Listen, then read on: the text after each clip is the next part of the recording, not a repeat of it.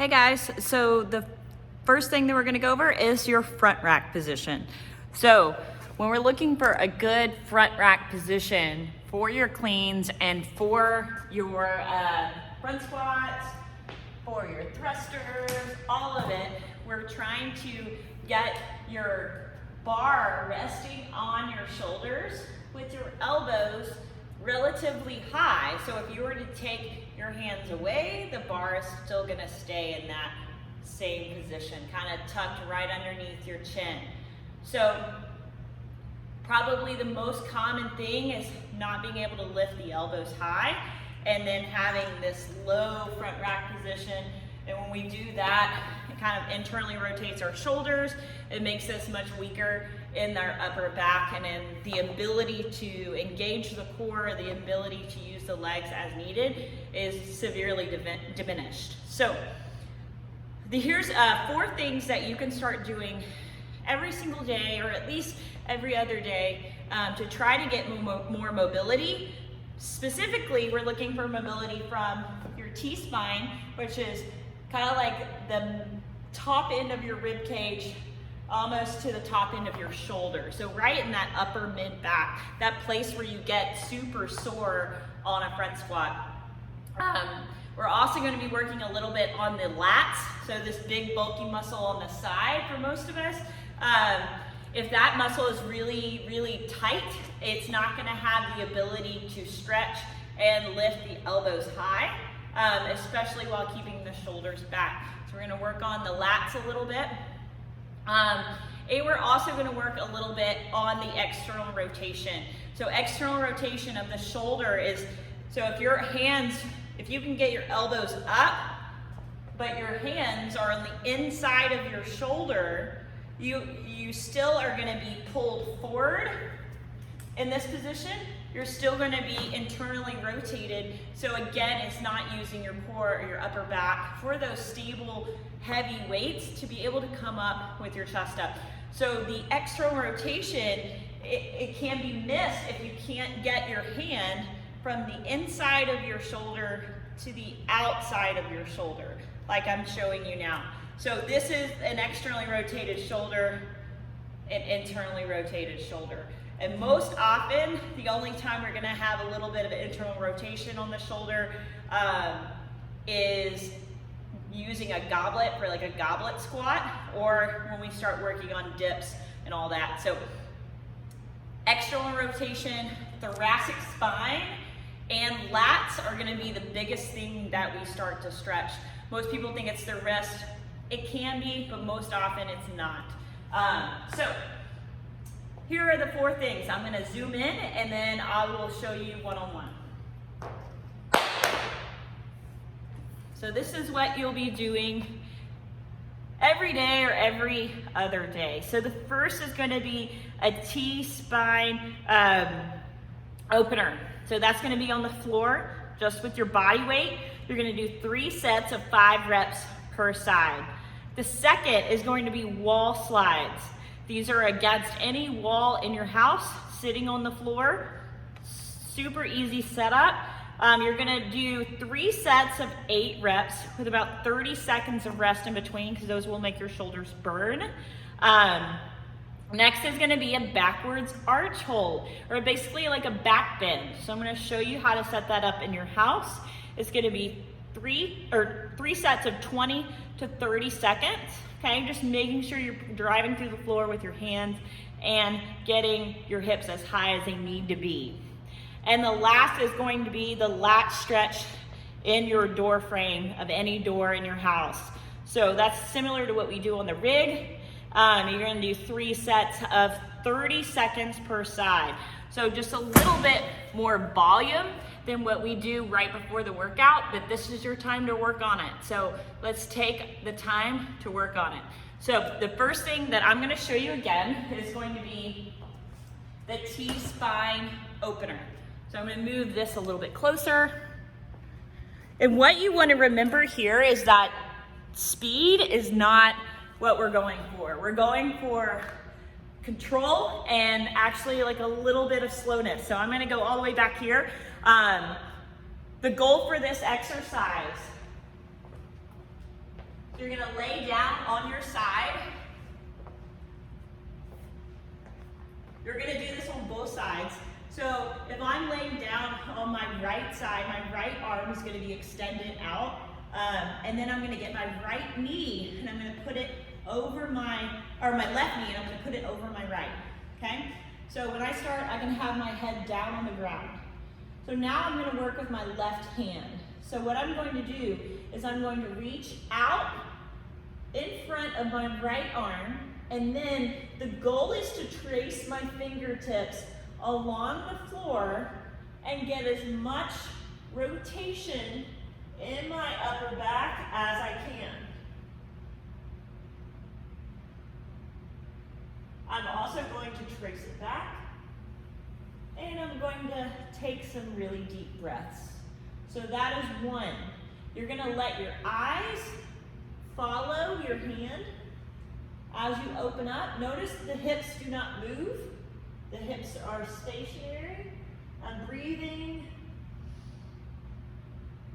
and I'm gonna trace it back. So every rep is gonna start with an extension, so you're reaching out and then you're tracing. Go slow. Try to just get as much of that upper back open as you can.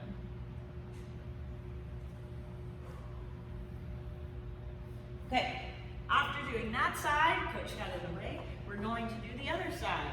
So same thing here, I'm just gonna switch my limbs. So my left arm is extended, my right knee is over my left. I'm going to start by reaching out and then going and tracing all the way back. Trying to keep, notice I'm a lot stiffer on this side, trying to keep my fingertips on the floor. I'm gonna trace it back, take it slow, trace, go slow, go slow.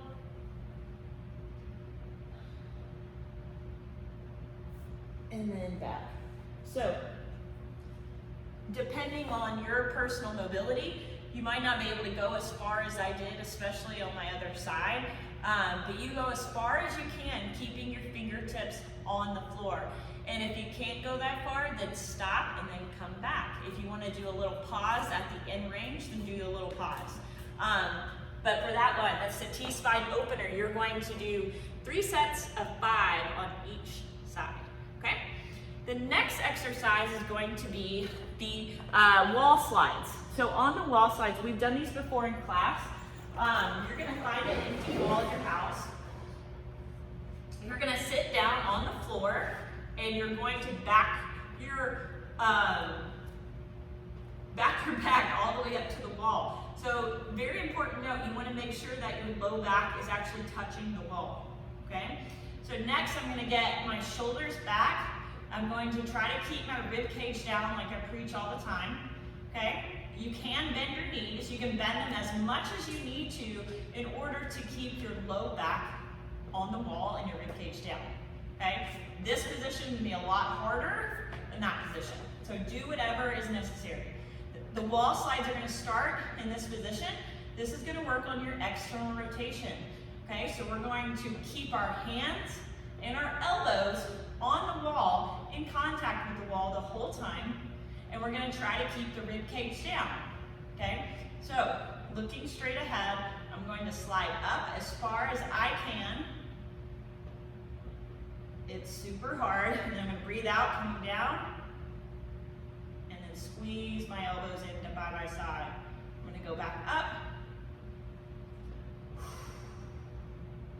and go back down. Go back up, get as high as you can, and then go back down. Exhale.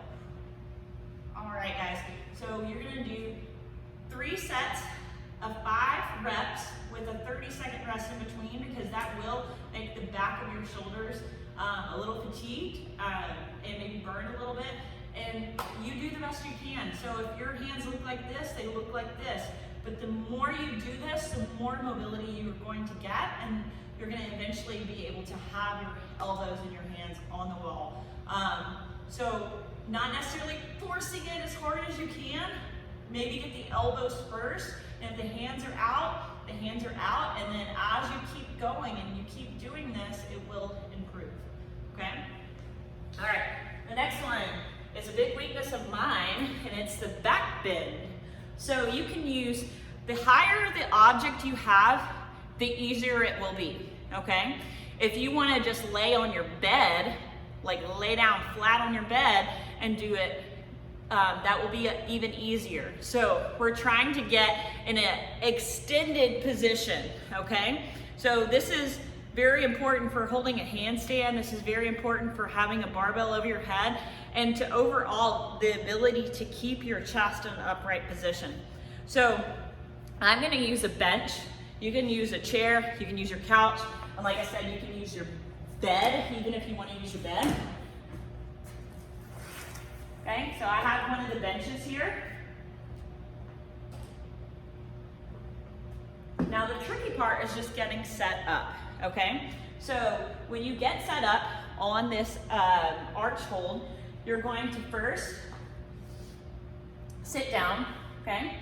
And then once I sit down, I'm going to get my hands back, and then I'm going to get my feet up, okay? After I get my hands back and my feet up, I'm going to next get my shoulders down. Well, I guess you could just lay down on the floor. I guess you can't see me. Hold on. I need to scoot back a little bit.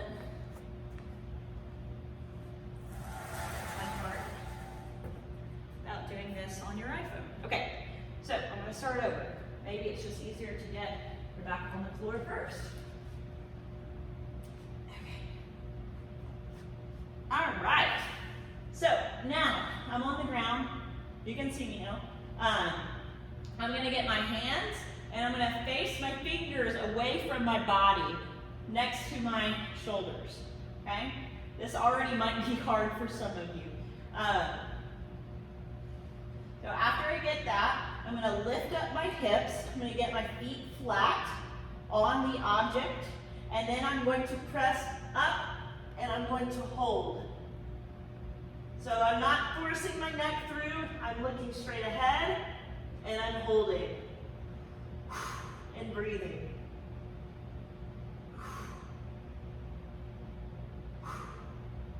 And I'm going to gently come down, I'm going to tuck my neck, and then I'm going to drop my hips. Okay. For some of you guys, that might be kind of difficult. So another way to do it, like I said, is doing it on your bed. So pretending this is the edge of my bed. Maybe move all the pillows off. And then you're going to get your shoulders off. You're going to wiggle your hips, and you're going to reach for the ground. So in that position, obviously your bed is probably a little bit higher than this bench. And I'm really tall, so my arms don't all the way straighten out. But I'm going to try to reach and breathe. So what this is actually doing is it's getting a rigid T-spine right here. Think of your thoracic spine, the muscles are the parts right in the middle of the back. If we're hunched over a lot, like I tend to be, it's very much a default to be in this position. So when we're doing this backward bend, it's doing the opposite, and it's opening us up so that we're able to have better posture, which is going to help us overall. So with that, try to hold it 20-30 seconds. If you're doing it with your feet on the chair or on a box, be careful when you come down. Try to tuck your chin so that your shoulders are hitting the floor and not your head. If you have questions with that, just reach out. All right, and the last thing that I'm going to show you is the doorway stretch. So just as if this rig was a door in your house, you're going to find, my hair looks great, you're going to find the edge of a door frame. You're going to get your right hand down, you're going to get your left hand overhead, you're going to get your feet together like we always do, and you're going to hold. So I'm pushing with this hand, I'm holding with this hand, And I'm breathing.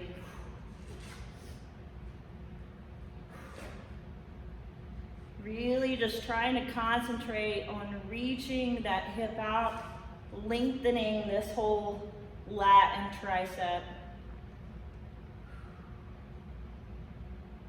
All right, and then I'm gonna do that for 30 seconds per side. And again, do it 3 times. If you wanna just have like a little timer set on your phone, maybe 30 seconds on, 30 seconds off, and just cycle through all of this. It'll probably take like 10 minutes.